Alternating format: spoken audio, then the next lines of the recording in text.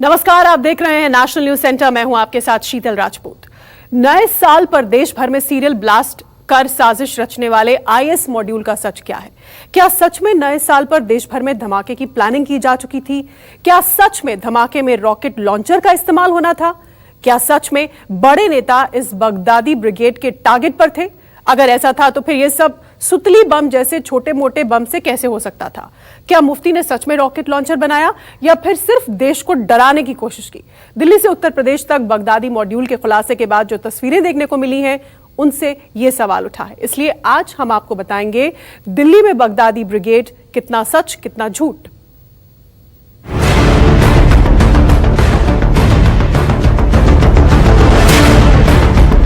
देसी rocket launcher, 25 kilo potassium nitrate, 12 pistol, 150 गोलियां, 135 set, 91 phone, 3 laptop, चाकू, तलवार, 120 अलार्म घड़ियां, बम बनाने के 51 पाइप और ये वीडियो जिसमें बम बनाने का तरीका बताया जा रहा है। गृह मंत्री ने कहा ये एनआईए की बहुत बड़ी कामयाबी है। एनआईए की बहुत बड़ी कामयाबी है। हमारी ये सब सारी एजेंसी बधाई की पात्र है। सवाल उठता है कि एनआईए को इतनी बड़ी कामयाबी मिली कैसे? एनआईए के अधिकारी ने कहा 3 महीनों की अथक मेहनत का ये नतीजा है। एनआईए इनके अंदर घुसी कैसे आपको सूचना मिली कि इनको कवर करना है? कितने दिन पहले आप लोग एनआईए और बाकी एजेंसीज का जैसा काम करने का तरीका है उसके हिसाब से इंफॉर्मेशन जो मिली उसको डेवलप किया गया। लेकिन इस टेरर मॉड्यूल का जिस तरीके से पर्दाफाश किया गया वो किसी थ्रिलर फिल्म की स्क्रिप्ट जैसा ही है। नौकर बनकर घर में रहे एनआईए अफसर। सूत्रों के मुताबिक अमरोहा के गांव सैदपुर इंपा में एक गांव वाले के घर एनआईए के अफसर बतौर नौकर बनकर रह रहे थे। इन अफसरों ने आतंकी नेटवर्क की पल पल की जानकारी आला अफसरों तक पहुंचाई। यहाँ पर बताया गया है कि जो जांच एजेंसी एनआईए उनके अफसर यहाँ पर नौकर और दूसरी दुकानों में काम कर रहे थे पिछले कई महीनों से, जिससे कि एक एक मूवमेंट पे नजर रखी जाए।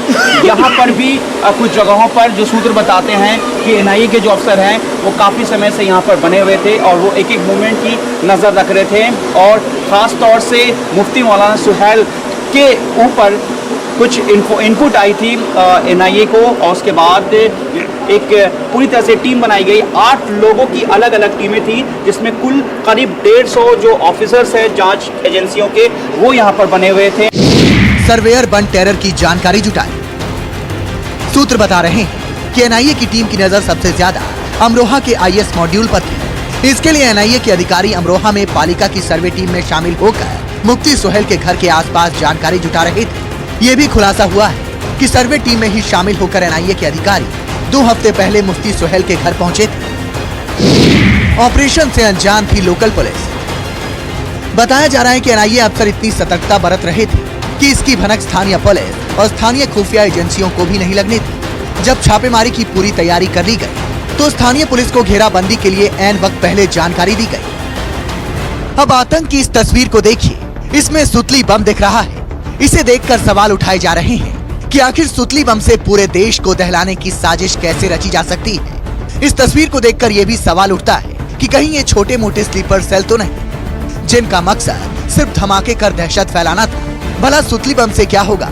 लेकिन रक्षा विशेषज्ञों का मानना है कि आप इसे छोटा मोटा बम समझने की गलती बिल्कुल ना करें। दरअसल स्टील के जो कर्ण होते हैं उसे बारूद के साथ मिलाकर सुतली से बांधा जाता है और इससे बड़ा धमाका आसानी से किया जा सकता है। ये इंग्रेडिएंट्स है जिनको इस्तेमाल किया जाता है क्योंकि जो पकड़े गए हैं ये हाईली रेडिकलाइज्ड हैं। ये 10 में है, 10 में से सारे के सारे पढ़े लिखे थे। एक इंजीनियर था जो उस पूरे सर्किट डायग्राम वगैरह बना रहा था। बॉम्ब्स कैसे बनने हैं, वो सूतली वगैरह उस बॉम्ब बनाने में काम आती है। उसके अंदर तो स्टील शार्पनर्स भरे जाते हैं, लेकिन सूतली से उसको टाइप बाद में किया जाता है। अच्छा अच्छा। सूतली बॉम्ब नहीं है, सूतली से उसको टाइप किया जाता है, लेकिन बीच में आपके स्टील पैलेट्स होते हैं जो जब ब्लास्ट होता है चारों दिशा में जाएंगे।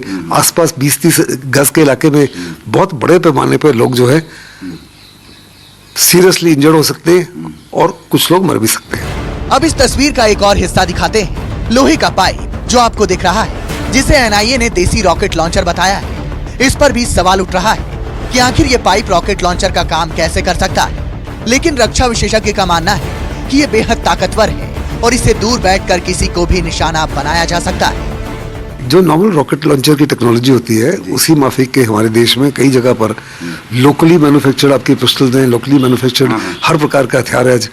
तो उसी माफिक का लोकली मैन्युफैक्चर्ड रॉकेट लॉन्चर है।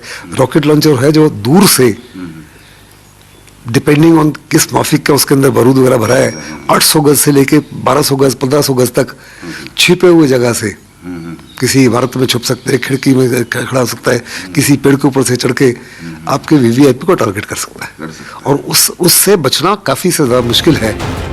तस्वीर में जो मौत के सामान दिख रहे हैं दरअसल ये सच में सीरियल ब्लास्ट के लिए काफी थे। इनके इरादे सेल बॉम्बिंग और फिदायीन हमले की थी। इससे खतरा बहुत है।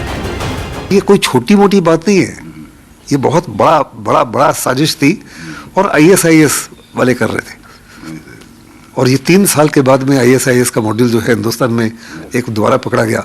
हम तो सोच के बैठे थे कि ISIS का हर प्रकार से जो थ्रेट है हिंदुस्तान में खत्म हो चुका है, लेकिन वास्तव में अभी तो फिदायीन हमले की तैयारी हो रही थी।